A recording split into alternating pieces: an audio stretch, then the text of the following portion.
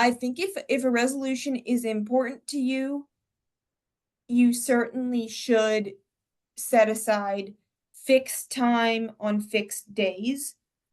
I think I think some resolutions, or not resolutions, but goals or habits, are more adaptable to um being fit in when they can. So like if you're someone who commutes regularly, you could like be reading on your commute. Well, assuming you're like taking public transportation. Or if you're someone who is like regularly between meetings that have like awkward breaks. So it's like 15 minutes and you can't really do productive work in that time. You could use that time to like do 10-15 minutes of reading. So I think it depends on your goal and how it fits into your schedule. Welcome to Sterling Insights, Stand Out and Supercharge Your Assets, the go-to podcast for financial advisors aiming to grow their assets under management, stand out in a crowded market, and retain assets nearly forever. Are you advising high net worth clients who own appreciated capital assets? Do you want to help them sell without losing a quarter, a third, or even more of their hard-earned profits to capital gains taxes? Then this podcast is tailored for you. Each episode brings you the latest strategies and expert advice from leading financial advisors, seasoned attorneys, and experienced CPAs. Learn how to maximize your clients' wealth, minimize their taxes, and supercharge your advisory practice with actionable insights. Join us on Sterling Insights, Stand Out and Supercharge Your Assets, where you'll gain the knowledge and tools to set yourself apart and achieve unparalleled success in wealth management. Subscribe now and empower your practice for a brighter, more prosperous future. Welcome to another episode of Sterling Insights, Stand Out and Supercharge Your Assets. I'm your host, Roger Silk, and today we are joined by our new co-host, Katherine Silk. Katherine is a graduate of Stanford University. She holds a degree in economics and a master's also from Stanford in history. She is also a certified exit planning associate, CEPA, and she has consulting experience. And for the last couple years, Katherine has been working with Sterling Foundation Management, where she is a senior analyst. We are recording this the last week of 2024. You'll be seeing this early 2025, and we will get to some New Year's topics here in a minute. But Katherine, can you tell us a little bit about your blogging work? Yeah, for sure. So I've always enjoyed writing, and one thing that I've been launching this year, aside from my work with Sterling, or rather in conjunction with Sterling, because I use a lot of what I learn at Sterling in my writing, is a blog called Trailblazing 20s. As the title suggests, it's for people in their 20s, straight out of college, or in their later 20s in transitional periods in life. And I'm really focusing on topics that are related to making decisions around career, trying to figure out what you want to do with yourself, and also focusing on productivity in career and generally in life. So again, it's a blog really for people who are interested in figuring out how to think more strategically about their life and make it better. So you can find it at trailblazing20s.substack.com. And is that spelled out, or are there any numbers in it? How does that, if someone wants to put it in, what do they type in? Yeah, the word trailblazing and then the word 20s all spelled out, .substack.com. Thank you. So your primary audience for your blog is people in their 20s, and a lot of the topics may have less appeal to people who have learned either by learning or by learning the hard way, a lot of the stuff that you talk about.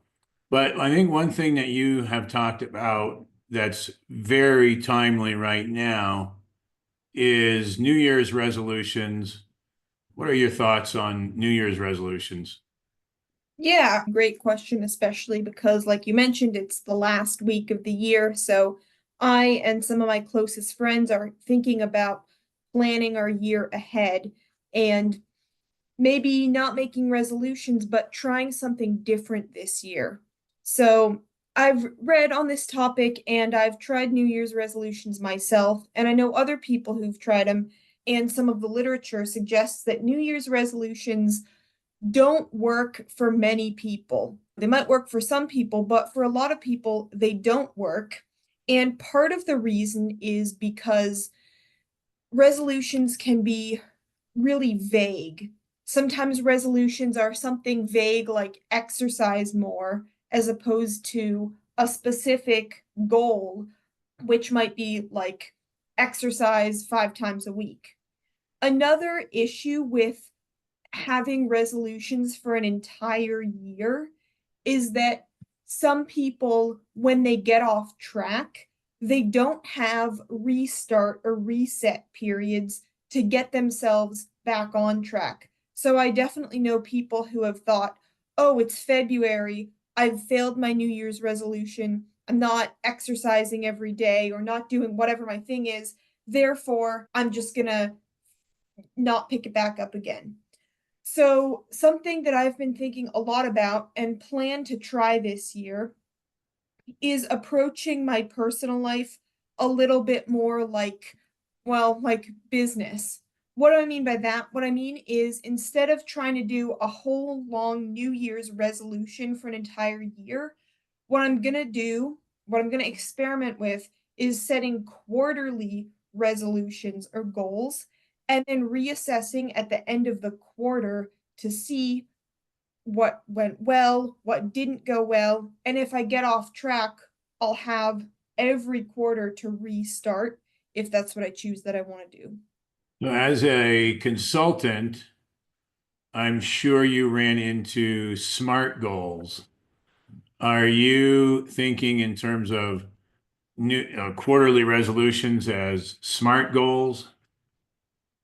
Yes and no. So they certainly can be SMART goals, You want to just which tell the audience, in is, case not everybody's familiar with that, what that yeah, is? specific, measurable, actionable, results oriented, or realistic. The R can stand for two things, and time bound. So it's basically a goal that you make specific, you make it so that you can measure it, you make sure that you can actually do it, and you have a deadline. Well, with the quarterly setup, there is the deadline of the end of the quarter. And I think it is important for people, or for me at least, to make my goal fairly specific so that and make it so that I can measure. I think there are a couple different ways that I'm thinking about goals. And one of them is thinking in terms of the end goal, like what do I want to accomplish? The second is thinking about systems or habits that I want to build into my life or try building into my life. So, like an example of an end goal would be a goal of, for example, number of books to read. An example of a system or a habit, and they're really basically the same thing, would be reading every day or reading a little bit every day. So, in some ways, the habits are more all encompassing and they're more regular, whereas the measurable end goals are something that you either hit or you don't. At the same time, every end goal is going to have actions that lead up to it. So the system or habit really plays into the end goal. I So, think for different people, example, if I can interrupt you for a second, yeah, if you say set a goal of reading how many books, I don't know if that's an actual goal or just an example of a goal, but that's just an example. suppose somebody said, I'm going to have a goal of reading 13 books, which works out to one a week for, over the period of a quarter of a year. Would that then become read one book a week, which does that turn into, how long does it take me to read a book? It takes 7 hours. So an hour a day of reading. Is that how you're thinking about it, or am I overthinking it? No, that certainly could be a way to think about it and could be a good way to think about it for a lot of people. So if the goal is to make sure, like if the most important thing is to make sure that you have read those 13 books at the end of the week, that's a great way to do it. If, however, your goal is to make reading a more regular part of your life, and if your goal is to be learning and engaging with the material, it might work better for you to say, I'm going to sit down with my book for at least half an hour every day or 5 to 6 days a week. You also let the time be flexible. So if you don't have as much time one day, you still can build that habit in your life. And if you're not focused so much on making sure all 13 books are read, it might just give you more flexibility to engage more deeply with the material and sit there and think about it. I think one of the founding fathers, and I'm blanking on which one, but famously remarked that he spent like over half his time reading, just like thinking about the material that he read and engaging with it, as opposed to just speed reading through it. So yeah, I think, but what? Like Jefferson. It kind of does. It could have been Jefferson, but I don't want to say that for sure because I don't know I for don't know sure. either. I'm just guessing. So Um, would you say what would be, I mean, a lot of things, exercise, one that really kind of stands out to me.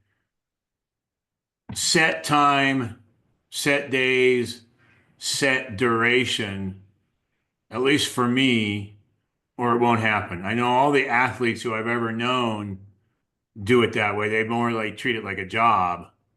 And yeah. so are you thinking, because you can say flexible, and flexible very often becomes not today, which becomes not tomorrow, which becomes I'll do it next week.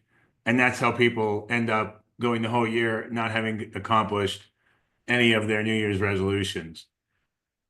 Yeah, I think if a resolution is important to you, you certainly should set aside fixed time on fixed days. I think some resolutions, or not resolutions, but goals or habits, are more adaptable to being fit in when they can. So like if you're someone who commutes regularly, you could like be reading on your commute. Well, assuming you're taking public transportation. Or if you're someone who is regularly between meetings that have awkward breaks. So it's like 15 minutes and you can't really do productive work in that time. You could use that time to do 10-15 minutes of reading. So I think it depends on your goal and how it fits into your schedule. I think those are two really identifiably separate things because the using your commute time, if you're taking public transportation, that is basically a fixed amount of time. So you get on Yeah. a subway in the morning or whatever the method of transportation is, and I don't know how it is these days, but when I was just out of school, that's what I did. I took the subway in Washington, and Hmm. I knew when it was going to come and how long the ride was going to be, and it was long enough to write a letter. And this was the old days. You actually took out paper and a pen and you put stamps.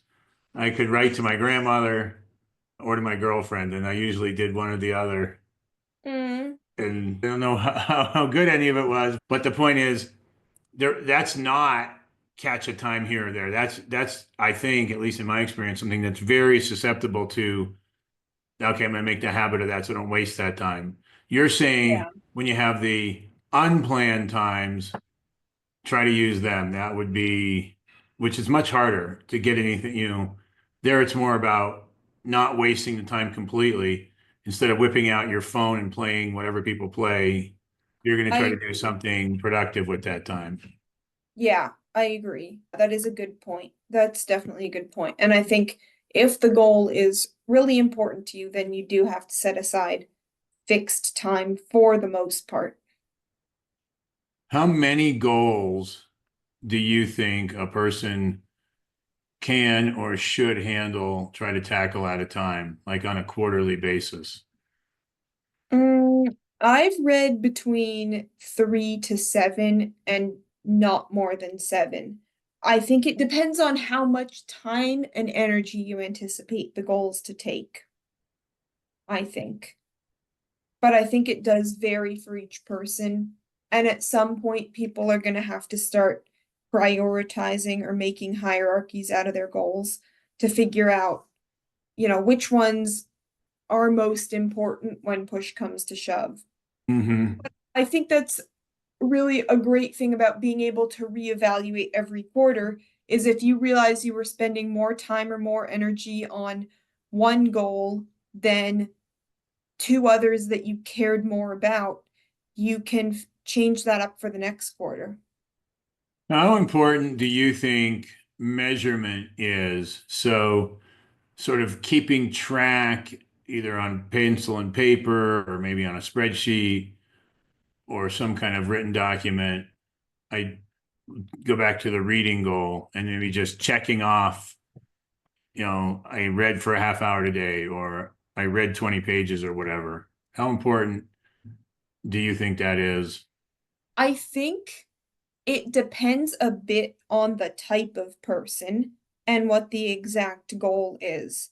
So for the reading goal, I think some people are really motivated by being able to check stuff off or give themselves like mental credit for having done their goal. Some people really like Goodreads, which is like kind of an online way to show other people what you're reading and how much you've read. So some people really do like that accountability, both externally and to themselves. I think for other people, if it's a simple yes or no goal, like did I read for 20 minutes today, it's less important for them to check it off a list than for people who really do enjoy being able to check it off their list and see their streak. For other goals, maybe like if you're trying to study for a particular test, and so there the result really matters, and you need to make sure that you're putting in enough time. You need to make sure that you're studying the right things. You need to make sure that you're learning fast enough. In those situations when you don't know exactly how to reach the goal, I think tracking what you're doing can be a lot more beneficial. Because then at the end of the quarter, if you didn't hit your goal, you can look back and say, did I not hit my goal because I didn't put work in, or because I was putting in the wrong kind of work, or because I wasn't putting in enough work? Or a fourth possibility is you weren't properly focused. I think a lot of people these days, I mean, it's always been this way, but it's worse now. There's so many temptations to multitask. There's so many disruptors. There's so many things that come to interrupt your focus. Yeah, and I think that might go under not putting in the right type of work, like which is for a goal like studying to ace a hard exam, it's putting in focused work is really necessary. Now, I would say almost anything that has a significant intellectual component, you need focus. You can't, I mean, I don't believe you can do two intellectual things at a time and do either one of them well. So if someone is starting out with goals or they've had the experience of setting a New Year's resolution and then not sticking to it, just kind of summarize what would be your recommendation for what you suggest that they would try this time around. This time around, I would try setting a goal for the quarter, not for the entire year. And then if you've had experience setting resolutions in the past and not keeping them, I would suggest tracking your activity this quarter toward keeping that goal. And then at the end of the quarter, if you still don't hit your goal, you can have a lot more data on why didn't you hit it. So, for example, I think the most popular New Year's resolution is people want to lose weight. Mm-hmm. So how would that fit into your framework of quarterly goals? I think what I would suggest people to do is plan out how much weight do they think they can realistically lose in the next quarter. Like taking into account whatever birthdays in January and whatever Super Bowl in February and whatever Easter in March, whatever is going to happen, but whatever they think might happen that might cause them to slip up. So give themselves a little leeway. There are different philosophies on this of do you make the goal really aggressive or set the bar low? But I would say kind of if you're someone who's failed at reaching this goal before, you might set the bar a little lower so that you can hit it and start your year off more positive. Then you'd probably want to, once you have that number in mind, you need to figure out like what kind of how you want to do it. So a lot of people try to be in some sort of calorie deficit, which means that you'll have to carefully track what you're eating. And I don't know who's going to be listening to this, so I know there's a variety of philosophy on this, and I know there's a lot of people for whom really aggressive tracking does not work well, and there's a lot of people for whom it does work well. Like if you already have a strategy that works for you, I would say try it or do your strategy. If you don't, I would recommend tracking to get a firm handle on what you're doing. Then if you get to the end of the quarter and you haven't lost the weight you expected to lose, you can look back and try to identify, were you actually sticking to whatever diet plan you identified? Were you sticking to whatever exercise plan you identified? If no, then you can use the next quarter to try to get back on track. If you have been sticking to whatever diet and exercise plan you identified and it's not working for you, that can give you a chance to reevaluate. So all that to say, it does depend a lot on the person and it depends a lot on how well you know yourself and how you work best. But for a lot of people, tracking is really beneficial, especially when you don't know exactly how to reach the goal that you're trying to get to. All right. Well, thank you very much. I appreciate you sharing all that. Hopefully our audience gets some value out of it. Do you want to just give them your blog again in case they want to look you up? Of course, they can find you at Sterling also. Yeah, definitely. My blog is trailblazing20s.substack.com. You can also Google Trailblazing20s Katherine Silk, and you'll be able to find me. Fantastic. Thank you very much. Thank you. Happy New Year, everyone. Happy New Year. Thank you for listening to another episode of Sterling Insights, Stand Out and Supercharge Your Assets, where we provide the info you need from successful leading financial advisors, lawyers, and CPAs. Your hosts, Roger and Katherine Silk, invite you to learn more about Sterling Foundation Management by visiting sterlingfoundations.com.